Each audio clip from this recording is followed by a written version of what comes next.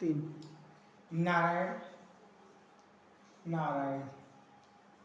यदि प्रभु में विश्वास जिसको हो, जिस भक्त को प्रभु में विश्वास हो और विश्वास ही में प्रभु के सारे गुण पाए जाते हैं, मन से मानव होता है और मन के विकारों को उत्पन्न कर लेता है तो दानव हो जाता है।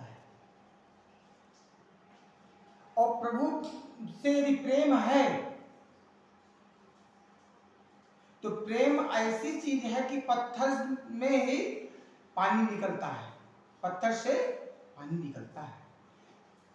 जिस प्रकार से एक सेठ जी रहे, उनको भगवान पर प्रेम आ गया। वो कैसे? अनजाने में प्रेम आ गया। लेकिन क्या उनको जो है कोई भी ब्राह्मण, साधु, संत आते थे, उनकी एक भावना होती थी कि संत की सेवा की जाए। यदि संत की सेवा की जाए तो भगवान का मिलन हो सकता है।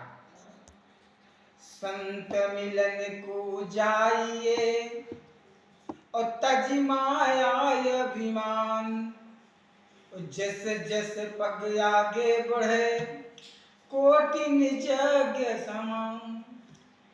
सेठ जी क्या करते थे? जितने सब साधु संत ब्राह्मण पाते थे सबको ले आते थे अपने घर, उनका सेवा करते,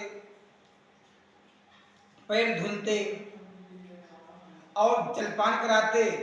जो जाने के मूड में होता है, जबरदस्ती करता था, उसको कहते थे प्रेम से जा सकते हैं, कोई बात नहीं। और जो थोड़ा सा जिसको देखते कि विश्राम करने के मूड में है, तो प्रभु आज मेरे यहाँ रहिए, आपको भोजन, शयन, सारी सुविधा मिलेगी, कोई दिक्कत नहीं होगा। यहाँ मैं आपके कपड़े भी धुलूंगा। ऐसे काफी समय तक चलता रहा। एक दिन उनको लगा कि अब मेरे पास समय कम रह गया, मेरा व्यापार भी थोड़ा डाउन हो रहा है, तो जो व्यापार पर ध्यान देना चाहिए। यदि कोई नौकर मिल जाता तो मेरे घर के सारे कार्य को करता, संतों की सेवा करता। जब संतों को सेवा करेगा तो मुझे व्यापार करने का अवसर मिलेगा, मैं थोड़ा धन ज्यादा कमा लूंगा और संतों की सेवा भी अच्छे से होगी और उस एक बेरोजगार व्यक्ति को रोजगार मिल जाएगा। सेठ जी जाके कुछ दूर गए, एक चाय की दुकान पर बैठ गए। वहां पे सोचे आजकल कोई नौकर नहीं मिल रहा है, काम का पैसा भी तो तभी नहीं कहा कोई काम करने को तैयार है। अब एक युवा वहां बैठा हुआ बोल रहा है, सेठ जी कैसा नौकर चाहिए, मैं नौकरी करूंगा। बोले ठीक है, लेकिन देखो मेरे यहाँ संतों की सेवा होती है, क्या कर लोगे? अरे सेठ जी हमको सब कुछ आता है, पूरा आता है, कोई दिक्कत नहीं है। संतों का पैर दबाना भी आता है, धोती भी धुलना आता है, और जब भोजन करते हैं तो वहां मुझे जो झाड़ू पोछा लगाना, पोछा भी करना आता है।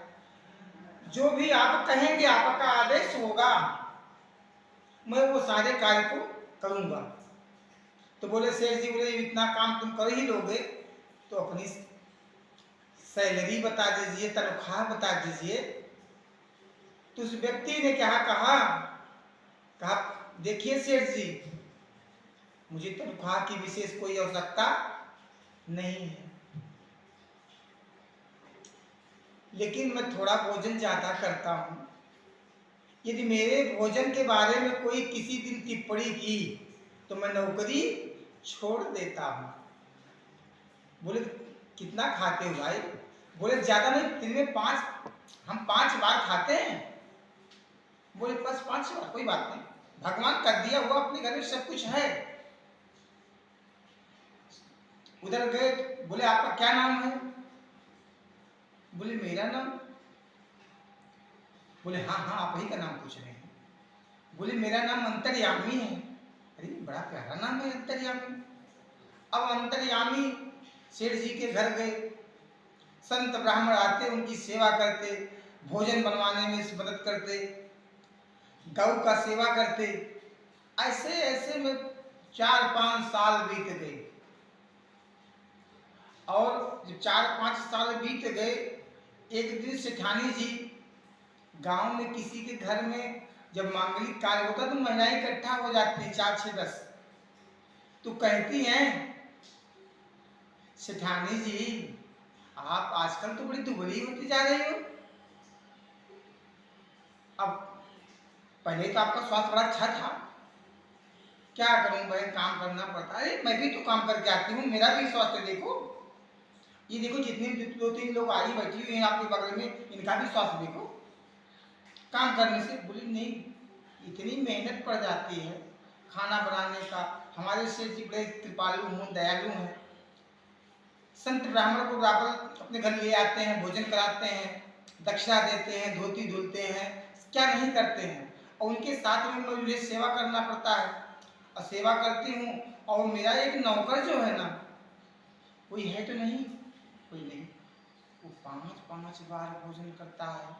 बनाते बनाते समझ लो कि हमको पसीना आ जाता है, भूख क्या खाऊं क्या ना खाऊं, थका के मारे।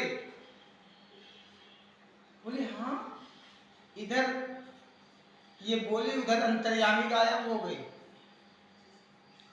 शाम जब ये अपने घर पहुंची तो अंतर्यामी को बुलाना शुरू किया। अरे हम मांगलिक कार्य से आए, प्रसाद लेके आए, आओ अंतर्यामी ले लो। पुत्रवत जैसा प्रेम था। अब अंतर्यामी था नहीं। शाम को सेठ जी व्यापार से आ गए। अरे आज अंतर्यामी नहीं दिखाई दे रहा। अरे मैं सुबह से ढूंढ रही हूँ, बुला बुला के पूरे गांव में छान मारा, कहीं दिखाई नहीं दे रहा। सेठ जी अंतर्यामी अंतर्यामी, बाग में झाड़ में जहां उनको शंका होता वहीं पहुंच जाते अंतर्यामी। जिस प्रकार से एक हिरन पानी की तलाश करता है, उसी प्रकार से सेठ जी अंतर्यामी की तलाश कर रहे हैं। उन्होंने जब नहीं मिले तो अंतर्यामी, तो उन्होंने संकल्प लिया कि आज मैं भोजन नहीं करूंगा, क्योंकि जब मेरा अंतर्यामी नहीं आएगा तो भोजन नहीं कर सकता हूं। अब वो नहीं खाए तो सेठानी जी भोजन कैसे करेंगे?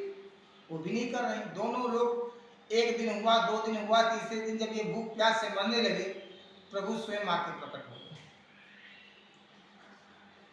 हाथ जोड़ के खड़े हो गए, अरे प्रभु आपको साष्टांग दंडवत है।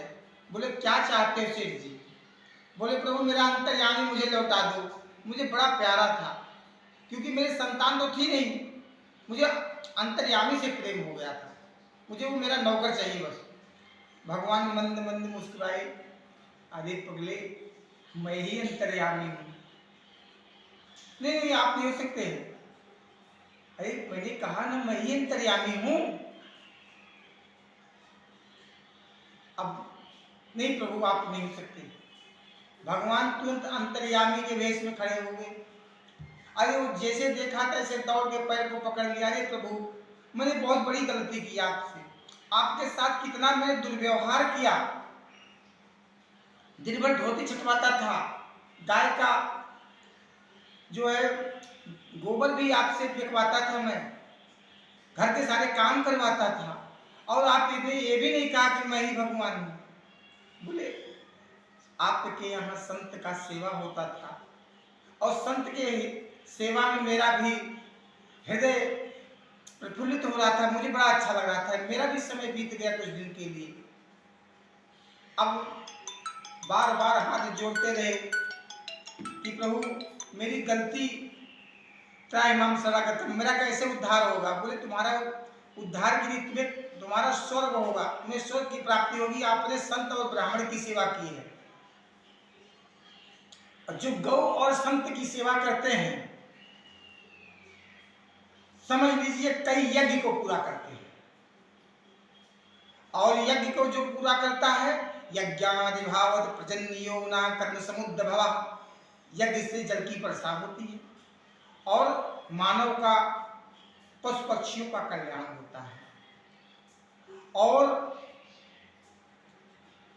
जितने भी अन्नदाता अन्न को उगाते हैं, पूजा यज्ञ इस संसार के मानव के कल्याण का पूर्ण करता है। नारायण नारायण।